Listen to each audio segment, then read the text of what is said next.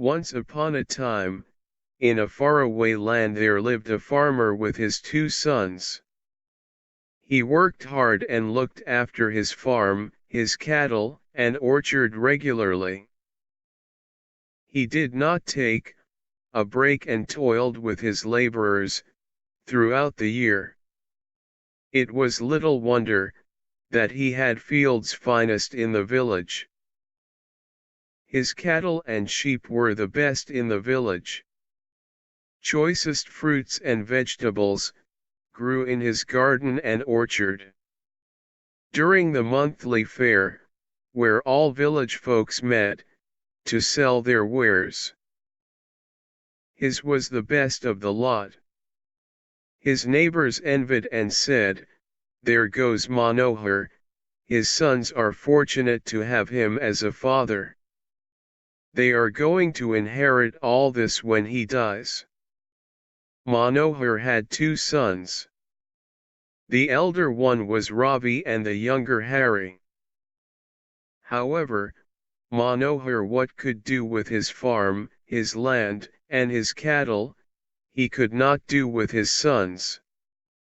They were not interested in following their father's footsteps. Ravi was a warrior and was more interested in arms and fighting, while Hari liked music and the fiddle. Manohar secretly wished, "I wish I had a son who loved farms more than arms and one who liked cattle better than fiddle."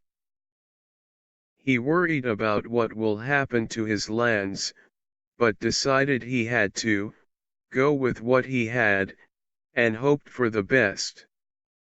One day, he asked his sons, "What is it that you want to do in life?" Ravi was quick to reply, "I want to join the army. I want to serve the country and make you proud." Hari seemed not so sure about what he wanted to do. "Well, I like music, and I may become a musician, but think I will have to practice harder." "Okay," the farmer said. "Ravi, you go and join the army, and fulfill your wish." Then he turned to Hari. "You two can work towards your dream, but meantime, help me with my work as well." So Ravi left and Hari stayed back, with his father, occasionally helping him in his daily chores, but mostly dreaming about his musical future. Life went on, but one day Manohar fell ill, and there was nothing that anybody could do to help him. On his deathbed, he called Hari and told him, "Take good care of everything, son. Remember, you are looking after your brother's share too. Give it back to him intact when he returned from his duty." Those were his last words, and Manohar died, leaving everything he had in Hari's care. Hari kept his father's words close to his heart, and started on his life as a farmer. Nevertheless, as time went on, he began falling back to his old, carefree ways. He thought, "The lands have given good crops till now, the cattle and sheep has grown and prospered well, and trees have never stopped giving sweetest fruits, so why worry? There are laborers to look after them, who have been doing this for long, so they will continue to do so." He began enjoying his newfound status as master and followed his wishes more vigorously. However, hoping for things to take care of themselves was too much to ask.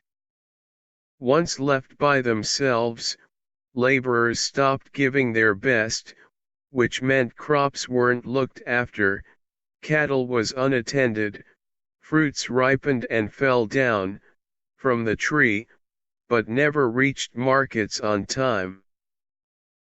Thieves stole his cattle, while pests and small birds made merry on the unmanned farms. The guards themselves turned to stealing as they found the opportunity too tempting. Harry was oblivious to everything, lost in his world and music. The money his father left was getting him through the days, and there was no shortage of friends and well-wishers while that lasted. But all things, if not growing, have to come to an end. One night, it finally dawned upon Harry, when his father came to him in a dream. "Remember my last words, son, remember to give your brother his share, or more if possible," was all he said. Harry was relieved. His father did not scold him for being careless, but once out of bed, he went to take stock of his brother's share. That soon turned to panic, as he learned about the real situation. The farm was nowhere near what it was when his brother left, and he had nothing, no money or accounts to show him. He thought, "What will he think? He may even send me to jail. And no one can blame him for that also." Panic turning to fear, he approached his friends and well-wishers from the village. But they laughed him off, and said he hasn't come back till now, maybe he won't ever, why worry, enjoy. But Harry wasn't sure of that. He did not want his brother dead, and he wanted him to come back. The thought of showing him the real situation made him panic, and he was running around in the village. His neighbors and others were having a good laugh at him. "We warned you so many times. You did not look after your farm, and you always dismissed us, so now suffer." Nobody came forward to help him, and they were all happy at his misery, and he couldn't blame them also for his own wrongdoings. There was one shepherd boy in the crowd who was considered a simpleton by everybody. But only he gave something which seemed like a solution to Harry. The boy said, "Master, why don't you go to the old lady on the mountains, who can do magic? Who knows, she may bring your lost fortunes back through magic." For once, Harry took serious notice of the shepherd boy, and climbed up the mountain. The old woman lived in a cave-like house, too old to even move around, but her ears seem all right. She listened to his whole story. "Please help me, old woman, bring my fortunes back. I will ever be grateful," Harry pleaded. The old woman took time to think, then went inside, and when she came back, she had a small box in her hand, with a tiny hole on top. The box was locked and welded with brass strips. She handed the box to Harry and said, "Every day, before sunrise, shake 1 grain of magic dust on all corners of your land, and watch the magic happening." Harry's relief was beyond words. He took the magic box, thanked the old woman, and quickly left for home. Next day he woke up earlier than he had ever done and went with the box to the fields and started the routine as the lady said. But while doing it, he noticed, the crops were half uncut in the fields. He also noticed, the cut ones had not been taken inside, or properly dried, and his laborers were sleeping comfortably.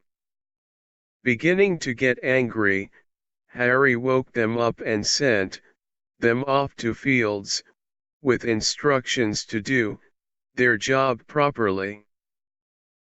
He repeated the same routine. In the cattle sheds and orchards, Harry had to shout them off the beds, and chase them to start on their duties. Laborers were shocked and whispered to each other, "The master in the field? Now God saves us."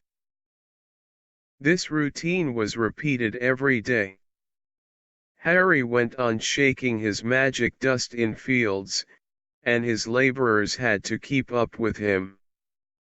Every day, he found items that were left unattended and made sure it was taken care of.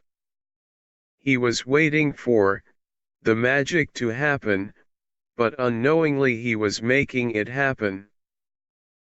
Within time, his farm, orchards, and cattle began to prosper and seemed well on the way to the state when his father was alive. Unfortunately, his brother never came returned. He may have been killed in the war, but the good times came back for Harry. He got married to a good girl and had 2 sons. Time passed, and while on his deathbed, he asked his sons to open the magic box. He believed in so much which brought his good days back. The lock was opened, and inside there was nothing except some sand and a note which said, "The magic is in the master's eye, and what your property needs is your attention."